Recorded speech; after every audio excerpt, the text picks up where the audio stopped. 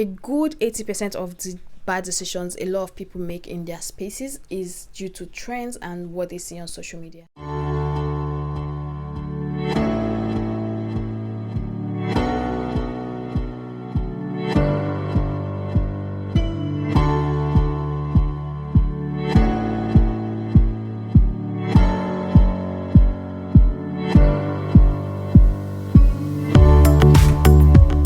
Today we're going to be talking about 8 different reasons why your space looks really cheap and what you can do to.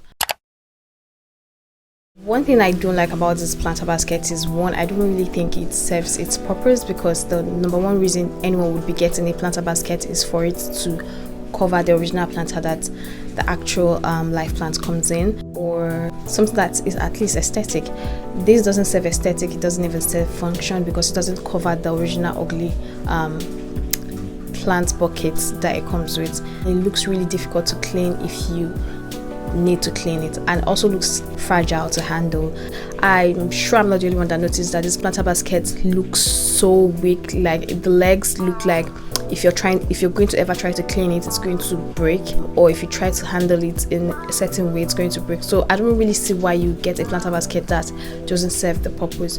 Well, I think it's badly crafted. Sorry to the people that made it, because why would I get something that looks like a badly done DIY? DIYs are way better. Like, there are lots of DIY options that you can make yourself. They would last you longer and they will look way beautiful than this planter basket. So I really don't think it's something you want to have in your space if you're trying to go for something unique. The fact that the planter basket is everywhere makes it even worse, because everyone has it, and everyone knows how much it's worth in the market.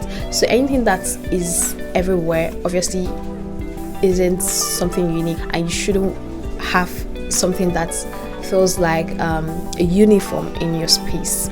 Trust me, it's not worth it, and it's not something sustainable. It's something you're going to want to throw away, in less than a year. So don't even get it. There are better alternatives out there. Remember, this is my own opinion as an interior designer. I wouldn't put that in anyone's space, and I've seen spaces where it's been introduced to, it brings down the space completely. I know you must have heard me say, it's always good to introduce reflective surfaces in your space, because they kind of help to increase the amount of light in your space, especially if your space is small. But trust me, you don't want to go for reflective surfaces on almost everything in your space. I advise against it, because a lot of times I've seen people have reflective surface on their bed, a mirror on their bed, mirror on their nightstands, mirror on everything, just literally everything you can have mirror on. Their wardrobes, their walls, everything is just mirrored. I know you might be going for a glam look, but sometimes if you outdo a certain thing, your glam is not going to look luxurious, and the point of glam is for it to look luxurious. Instead of going for a mirrored headboard, mirrored wall, mirrored wardrobe, mirrored nightstand, I would advise that you go for a little of white, a little of gold, to bring out the lights that you really need. And reflective surfaces like pictures, artworks that have reflective surfaces are good enough to pop your space if you really need that light. But having mirror on everything is really not good, and it also doesn't give enough safety in your space. I know a lot of people love to have these TV consoles that have shelving units on them. It's not something that the person wouldn't get tired of easily. It's distracting the focus on the TV. First of all, I don't really like shelving units on TV areas, and even if I'm going to have to do it, it has to be minimal.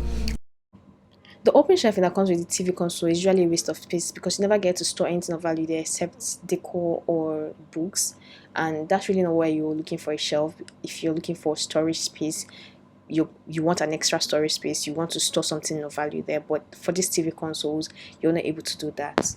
POP TV console does a lot. It consumes a lot of space on the wall that you could actually work with, and sometimes it limits people to a certain size of TV. I see a lot of people that after creating TV consoles and they want to upgrade to a bigger TV size, they are not able to because the space does not permit them to. And when you have such in your space, most times you're not even also able to bring in wooden TV consoles. One, as a tenant, you shouldn't be doing that to somebody's house, and as a landlord, you shouldn't be putting a POP TV console for a tenant, because you don't know what they want to do with their space and how they want to arrange their space. So it's always better to leave a blank space for tenants to work with. With POP TV console, you're also cancelling out opportunity to move things around or change things up.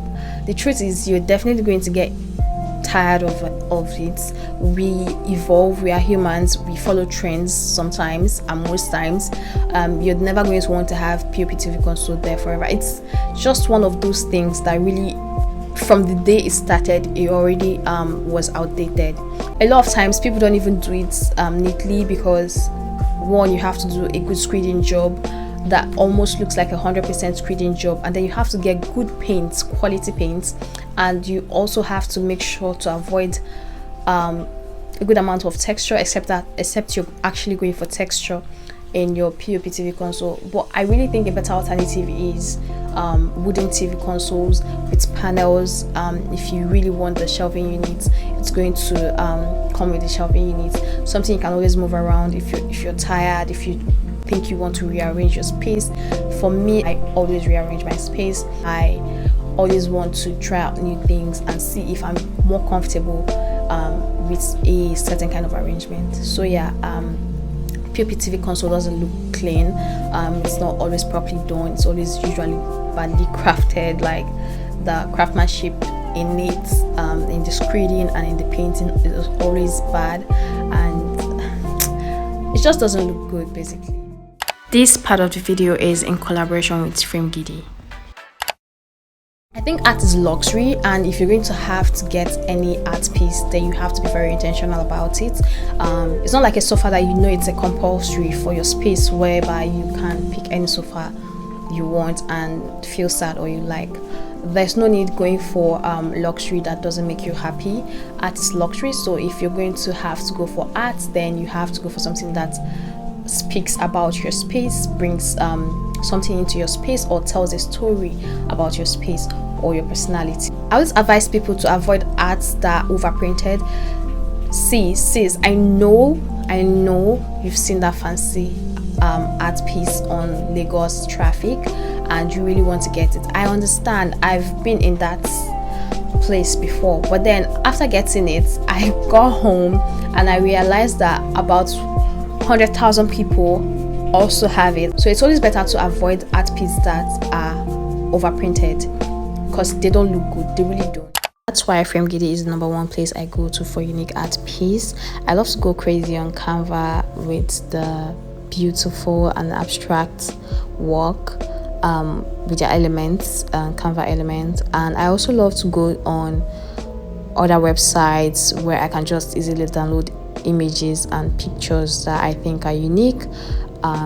I downloaded this one by Amber Jensen's. Once you figure out the image you want printed, you can go ahead and send it to FRAMEGIDI either on their Instagram or their email and have it framed and shipped to you. I got mine in less than 4 days, even though I wasn't in Lagos. Receive your item in less than 4 days or within 4 to 7 working days if you're in Nigeria. And for outside Nigeria, I really do not have lots of ideas because I have not lived outside Nigeria before. I think this is a beautiful piece and it came out better than I expected. If you want to upgrade your space, this is definitely a good way to do that with something unique. So my best advice for this part is, it's always better to look for something unique. Go to Canva, get creative on Canva, create something unique, create a unique art piece that speaks of your space, that brings something into your space. I really love intentionality when it comes to art piece because, like I said, art piece is luxury. So if you're going to have to get a frame, if you're going to have to get an art piece, then you have to be very intentional about it. You have to get something that is unique to your space.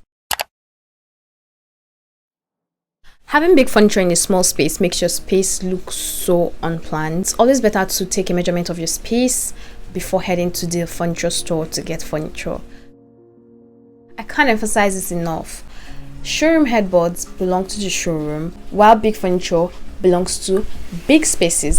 You can't have a small room and a big bed. There's definitely not going to be a space to move around, and it's going to cause your space to look closer.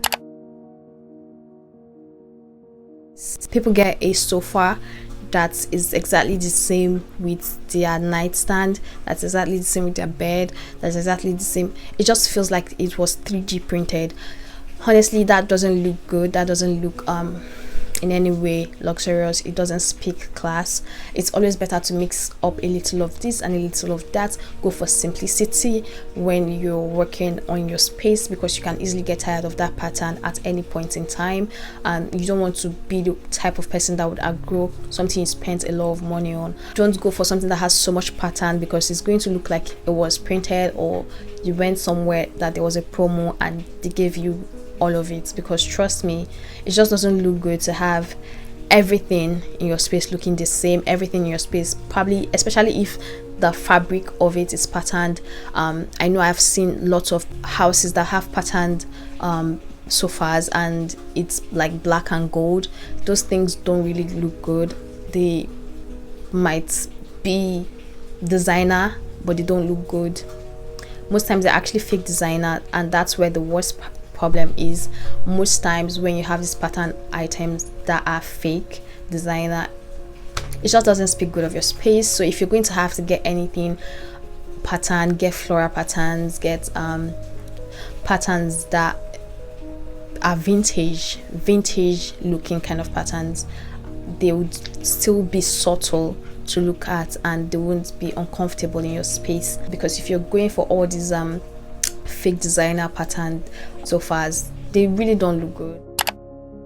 So another reason your space could be looking really cheap is you have really short curtains. Trust me, your curtain does a lot. It's better to always get your curtains to be very close to the ceiling and very close to the floor, not sit on the floor. I've seen a lot of places where, of course, they have it from the ceiling, very close to the ceiling, and all the way down, and it's like dripping all over the floor. No, you want it to be just the right centimeter away from your floor. So you don't want it to be on the floor because someone could step on it. You don't want it to be overflowing on the floor. It's not a wedding dress, so don't do that in your space. So it's always better to have it all the way from your ceiling and all the way down, but not over the floor.